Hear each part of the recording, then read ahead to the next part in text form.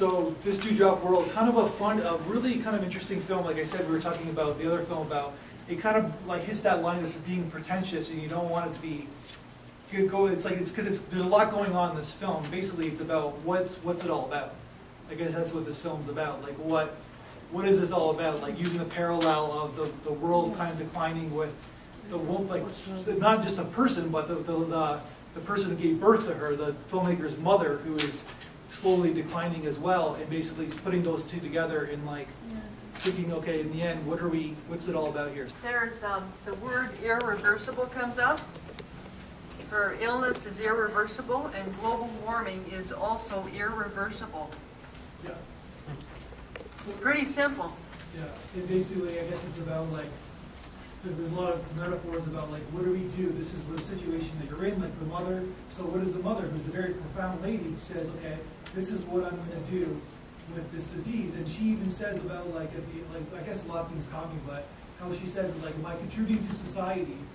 And maybe I should go away, maybe I shouldn't live anymore because I'm not contributing to society anymore. And her son-in-law is basically being inspired by her to basically, like what he's learning from her disease is basically keeping her going, if that makes any sense. Well, in a similar sort of way, I mean, I thought that, like I've seen other movies about global warming and such, and how, you know, generally when they finish, they have this sort of uplifting beat, you know, humanity can come together and do something, but yeah. I don't know whether or not this movie wasn't trying to do that, or they were trying to and they failed, but it had this sort of vibe, like, you know, no matter what, like, we've gone too far. It's too late. No matter what we do, it's just kind of futile anyway. Like, even if we were to try right now to do something about it, it's kind of too late. Because that's the kind of parallel that I thought the movie set up between, you know, humanity, us, and her older mother who's dying, and she's trying to do something, but it's kind of too late for her anyway. Breathing is the big thing, and that's what people with Lou Gehrig's disease usually die from.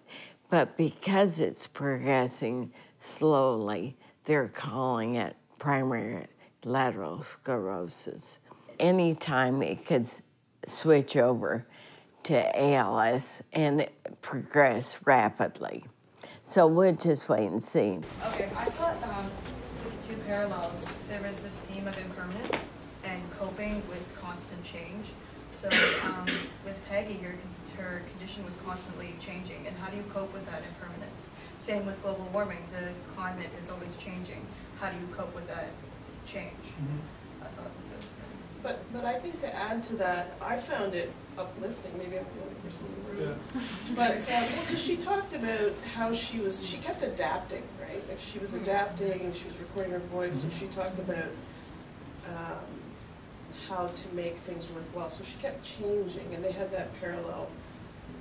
She talked about going to the Buddhist temple and, you know, how she endures. And then they had that parallel with the school of fish about making a change and going forward. So I kind of thought it was a bit uplifting.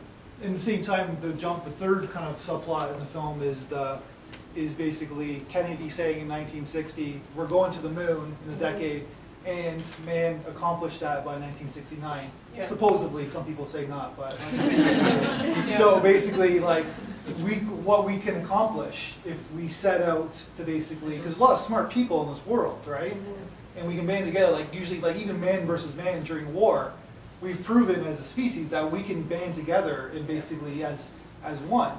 And some could argue that they did that in New York City like 13 years ago. So we're capable of doing that, of like, that's the uplifting part about this movie, is that we are capable of curing something. The thing I didn't understand was because they're talking about how like the world and like life and everything is fleeting, like a bubble.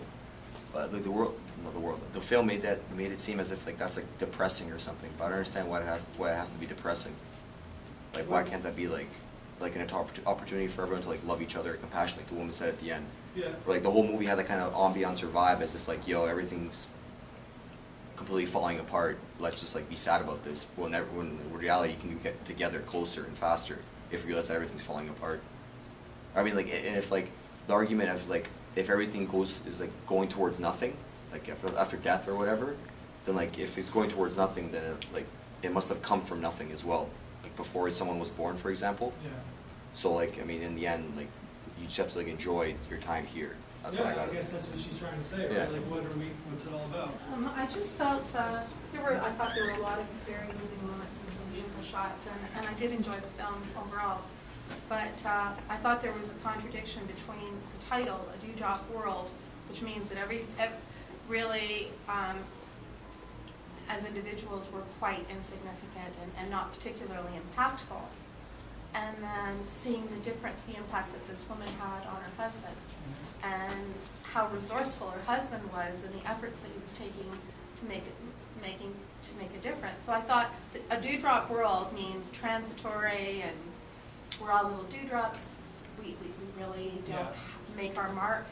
And then, in fact, these people did make. The people Well, I think in the beginning, right, it a said, mark. and yet. Yeah. Dewdrop world, and yet, and the whole point was like, and yet, collectively. I think that's like really the thesis of the film.